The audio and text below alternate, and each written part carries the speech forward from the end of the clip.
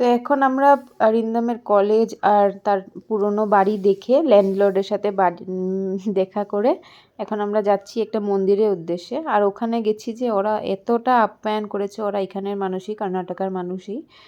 আর অনেক ভালো কফি খাইয়েছে এখানে, ওদের ফিল্টার কফি। তো খেয়ে এখন আমরা বেরিয়ে পড়েছি, বৃষ্টিও পড়ছে। তো যাচ্ছি একটা মন্দির দেখতে। মন্দিরটার নাম হলো বিগ বুল টেম্পল। বিগ বুল টেম্পল মানে ওই নন্দীর উপরে মন্দিরটা আর কি। তো দেখো এই যে গেটের কাছে পৌঁছে গেছি, নন্দী মন্দির আর কি। তো ভিতরে নন্দীটা, আমি ভিতরে ফটোগ্রাফি এলাও না, তবু আমি যতটুকু পেরেছি তোমাদের জন্য ভিডিও নিয়েছি, ভিতরে আর ভিডিও নিইনি। তো দেখো ওই একে একে আমরা ছাতা নিয়ে একটাই ছাতা ছিল গাড়িতে, ওটা নিয়ে একে একে পার হয়ে এসেছি। তো ওই দেখো মূর্তিটা একটু দেখা যাচ্ছে, তার আরেকটু কাছের থেকে তোমাদেরকে দেখাবো।